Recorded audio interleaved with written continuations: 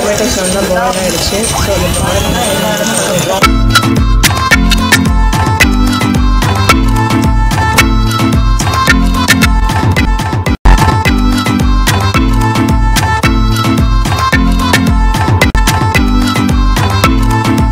Welcome to Sophie kitchen. இன்னைக்கு என்ன செய்ய பார்த்தீங்கன்னா பருப்பு உருண்டை குழம்பு தான் செய்ய போகிறோம். அதுக்கு நான் வந்து 2 மணி நேரமாக ஊற வச்சு எடுத்துருக்கேன். கடலை பருப்பு எடுத்துருக்கேன். இப்போ ஒரு ஜார் எடுத்துக்கலாம். இப்போ இந்த ஜாரில் 2 காஞ்ச மிளகாய் கிள்ளி போட்டிருக்கேன். காரம் உங்களுக்கு வந்து இதோட கம்மியாக வேணும்னா 1 காஞ்ச மிளகாய் கூட போட்டுக்கோங்க. நான் எடுத்துருக்கிறது வந்து 200 கிராம் பருப்பு எடுத்துருக்கேன். இந்த பருப்பு எல்லாத்தையும் இந்த ஜாரில் போட்டுக்கலாம். தண்ணியே இல்லாமல் போட்டுக்கோங்க.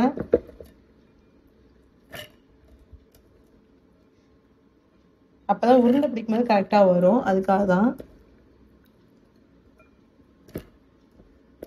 நம்ம அந்த இப்ப 2 காஞ்ச மிளகாய் போட்டிருக்கோம். இது கூட ஒரு 1/2 ஸ்பூன் போல பெருஞ்சீரகம், அதாவது சோம்பு, அதையும் போட்டுக்கோங்க. இப்போ இதை வந்து நம்ம மிக்ஸி ஜாரில் போட்டு தண்ணி ஊற்றாம அரைக்க போகிறோம். நம்ம பருப்பு உடைக்க அரைக்கிறத விட இன்னும் கொஞ்சம் மையா அரைச்சிக்கலாம். அப்போதான் சாப்பிடும் போதும் உருண்டை பிடிக்கிறதுக்கும் நம்ம கரெக்டாக வரும். தண்ணி ஊற்றாம இப்போ அரைச்சிட்டு வந்துடுறேன். அரைக்கும் போதே ஒரு துண்டு பெருங்காயம் போட்டுக்கோங்க. ஏன்னா இது கேஸ் இல்லை, ஸோ அதனால நீங்கள் பெருங்காயம் யூஸ் பண்ணிக்கோங்க. ஸோ இப்போ மறுபடியும் அரைச்சிடலாம். தண்ணி ஊற்றாம தான் அரைக்கணும். பாருங்க நல்லா அரைச்சாச்சு மையா. ஸோ இது இப்போ வந்து நம்ம மாற்றிடலாம். இந்த பவுலில் வச்சிடலாம். எல்லாத்தையும் எடுத்து இந்த பவுலில் போட்டுக்கோங்க. அரைச்சி வச்ச எல்லா பருப்பையும்.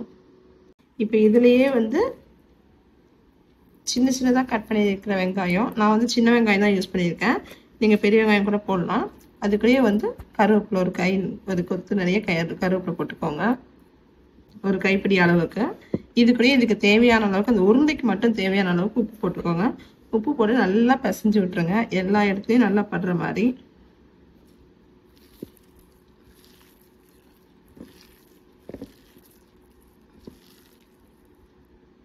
பாருங்க நல்லா பிசைஞ்சாச்சு. உங்களுக்கு இந்த அளவுக்கு சின்னதாக ஊட்டிக்கோங்க. இது ஒரு இட்லி பாத்திரத்தில் வச்சுட்டு ஒரு 10 நிமிஷம் நம்ம வந்து இட்லி பாத்திரம் வச்சு வேக வைக்கலாம். ஸ்டீமர் இருந்தாலும் ஸ்டீமர்லேயே வேக வைக்கலாம். ஸோ இப்போ இட்லி பாத்திரத்தை எடுத்துக்கலாம்.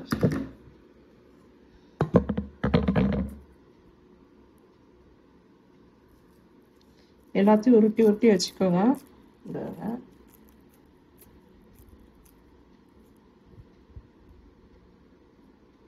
ஸோ இதே மாதிரி எல்லாத்தையுமே நம்ம வந்து உருண்டை பிடிச்சி வச்சுக்கலாம். ரொம்ப அழுத்தியும் பிடிக்க வேண்டாம். சும்மா அப்போ சாப்பிடும்போது உள்ள வரைக்கும் சாஃப்டாக இருக்கும். ஸோ இதே மாதிரி எல்லாத்தையும் உருட்டி வச்சுக்கலாம். இப்போ பாருங்க எல்லா உருண்டையும் எல்லாம் உருட்டி வச்சிட்டோம். இப்போ இதை வந்து நம்ம இட்லி பாத்திரத்தில் வச்சுட்டு ஒரு 10 நிமிஷம் வேக வச்சு எடுத்துலாம். கொஞ்சமாக எண்ணெய் ஊற்றிக்கோங்க. ஸ்டவ்வில் ஒரு கடாய் வச்சுட்டு எண்ணெய் ஒரு 2லேருந்து ஒரு 3 ஸ்பூன் ஊற்றினா போதும். எண்ணெய் நல்லா சூடாக இருக்கட்டும். எண்ணெய் சூடானே கொஞ்சமாக கடுகு போட்டுக்கோங்க. கடுகு பொரிஞ்சோடனே ஒரு 1/4 ஸ்பூன் போல சீரகம், ஒரு 1/2 ஸ்பூன் பெருஞ்சீரகம், இதையும் சேர்த்துக்கலாம். கடுகு பொரிஞ்சோடனே சேர்த்துக்கோங்க. இது கூட நீங்கள் சின்ன வெங்காயம் சேர்த்தீங்கன்னா இன்னும் டேஸ்ட்டாக இருக்கும். நான் கொஞ்சம் சின்ன வெங்காயமும் கொஞ்சம் பெரிய வெங்காயமும் போட்டிருக்கேன். ஒரு பெரிய வெங்காயம் நான் சேர்த்துருக்கேன். ஸோ உங்களுக்கு சின்ன வெங்காயம் இல்லைன்னா நீங்கள் பெரிய வெங்காயம் கூட சேர்த்துக்கலாம். கடுகு நல்லா பொரியுது. இப்போ இது கூட சீரகமும் பெருஞ்சீரகமும் சேர்த்துக்கலாம். இதுக்குள்ளேயே வந்து இப்போ வெங்காயம், கருவேப்பிலை அதையும் சேர்த்துக்கோங்க. நான் ஒரு வெங்காயம் எடுத்துருக்கேன். அதுக்கப்புறம் பூண்டு ஒரு சின்ன சைஸ் பூண்டா ஒரு 4 ஸ்பூன் போட்டுக்கோங்க. இது நல்லா வதக்கிடுங்க. இது வெங்காயம் நல்லா வதங்கிடுச்சு. நான் வந்து இன்னைக்கு புளி ஊற்றாம தான் வந்து என்ன பண்ணேன்னா செய்ய போகிறேன். ஸோ அதனால் தக்காளி வந்து 2 தக்காளி எடுத்துக்கிறேன். நீங்கள் புளி ஊற்றி செய்கிற மாதிரி இருந்துச்சா தக்காளி கம்மியாக சேர்த்துக்கோங்க.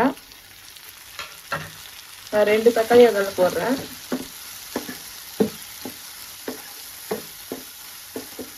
தக்காளி நல்லா வேகணும். அது வரைக்கும் நல்லா வதக்கிடுங்க. இது கூட கொஞ்சமா உப்பு போட்டுக்கோங்க. நம்ம ஏற்கனவே வந்து அந்த வடை அந்த பருப்பு அரைக்கும் போது கொஞ்சம் உப்பு போட்டிருக்கோம். பருப்பு இப்போ இதுக்கு வந்து நம்ம கிரேவிக்கு மட்டும் கொஞ்சமா உப்பு போட்டுக்கலாம். குழம்புக்கு மட்டும் உப்பு வேணும்னா அப்புறமா பார்த்து போட்டுக்கலாம்.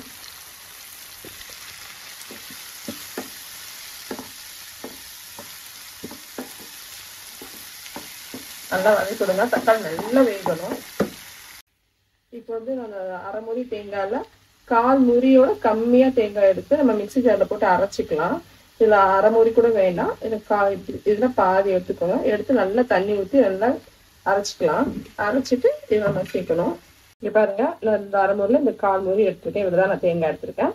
இதை வந்து நம்ம எதுவுமே போடணும்னா தேங்காய் தண்ணி மட்டும் ஊற்றி அரைச்சிக்கலாம். இப்போ தக்காளி வெங்காயம் நல்லா வதங்கிடுச்சு.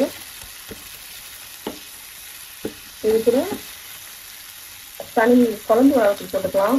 1 ஸ்பூன் போடுறேன். காரம் நான் எப்பவும் சொல்கிற மாதிரி தான், உங்களுக்கு ஏற்ற மாதிரி நீங்கள் காரம் போட்டுக்கோங்க. நான் காரம் கம்மியாக சேர்க்கறதுனால நான் எப்போவுமே காரம் கம்மியாக தான் போடுவேன். இல்லை உங்களுக்கு இதே அளவுக்கு காரம் கரெக்டாக இருக்குது அப்படின்னா ஓகே, நீங்கள் இதே அளவுக்கு காரம் போட்டுக்கோங்க. இந்த பச்சை வாடை போட்டோம், நல்லா வெங்காயத்தோட வதக்கும், அதை வச்சு வதக்குங்க. அதேமாதிரி நம்ம உருண்டை பிடிச்சோம் பார்த்தீங்களா, அப்போ வந்து கொஞ்சோண்டு மசாலா அந்த இது பாருங்க, ஒரு 2 உருண்டைக்கு இருக்கிற அளவுக்கு நான் எடுத்து வச்சிருக்கேன் தனியா. இதையும் நம்ம இது கூட போட போறோம். போட்டுட்டு உடனே என்ன பண்றீங்கன்னா தண்ணி ஊத்திடுங்க. அதுல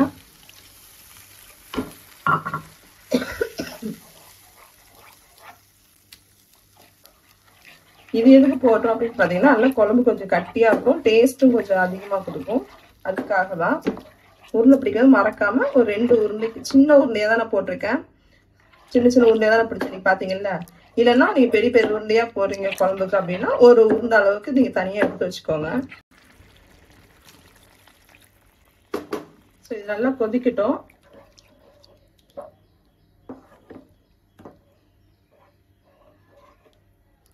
உப்பு காரம்லாம் நீங்க செக் பண்ணிக்கோங்க இந்த டைம்ல. அதுக்குள்ள நம்ம வெந்திருக்க உருண்டைய நம்ம அதுல இருந்து எடுத்துடலாம். இட்லி பாத்திரத்துல இருந்து எடுத்து வச்சுக்கலாம். இது பாருங்க, எல்லா உருண்டையும் நல்லா வெந்துருச்சு.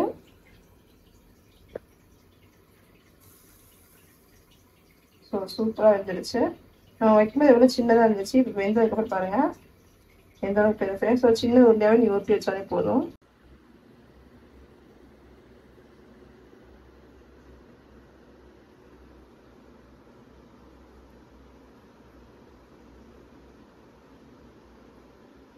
இப்போ நம்ம உங்களுக்கு மிளகாத்தூள்லாம் போட்டு வதக்கிட்டு மூடி வச்சிருக்கோம். இப்போ இதை நல்லா கொதிச்சிச்சுங்க பாருங்க. அந்த பருப்பும் நல்லா வெந்திருக்கும். நம்ம பருப்பு போட்டுருந்தோம் பார்த்தீங்களா, அதுவும் நல்லா வெந்திருக்கும். ஒரு 5 நிமிஷம் இதே மாதிரி கொதிக்க வச்சுருக்கோம். அந்த பருப்பு நம்ம போட்டது எல்லாமே போட்டு தண்ணி ஊற்றி ஒரு 5 நிமிஷம் நல்லா வெந்ததுக்கப்புறம் இப்போ நம்ம அரைச்சி வச்சிருக்க தேங்காவை ஊற்றிடலாம். தேங்காய் போடும்போது இன்னும் குழம்பு கட்டியாகும், அதுக்காக தான் நம்ம போடுறது.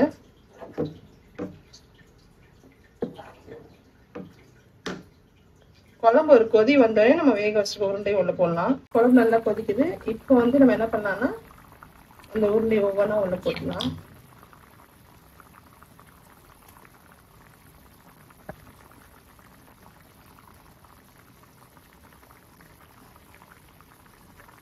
இதை போட்டதுக்கு அப்புறம் என்ன பண்றீங்கன்னா ஸ்டவ்வை வந்து மிதமான சூட்டு இல்லைன்னா சிம்ல நல்லா வச்சுட்டு ஒரு 5 நிமிஷம் நல்லா இந்த குழம்புக்கு இந்த உருண்டையோட சேர்ந்து இந்த குழம்புக்குள்ள அப்சர்வ் ஆகணும் உருண்டை. ஸோ அது வரைக்கும் என்ன பண்றீங்கன்னா ஸ்டவ் ஒரு மீடியம் ஃப்ளேம்ல இன்னும் கொஞ்சம் இன்னும் சிம்ல அப்படி வச்சுட்டு ஒரு 5 மினிட்ஸ் அப்படியே இருக்கட்டும். அப்பதான் உருண்டை சாப்பிடும்போது டேஸ்டா இருக்கும். அப்போ மூடி வச்சிடலாம்.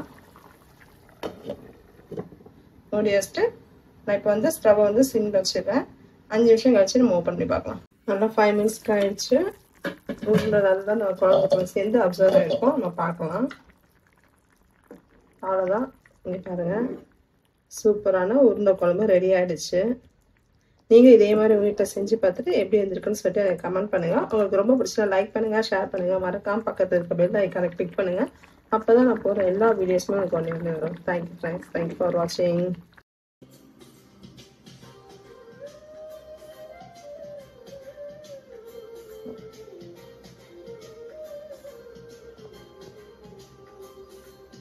வாழ வயதுள்ள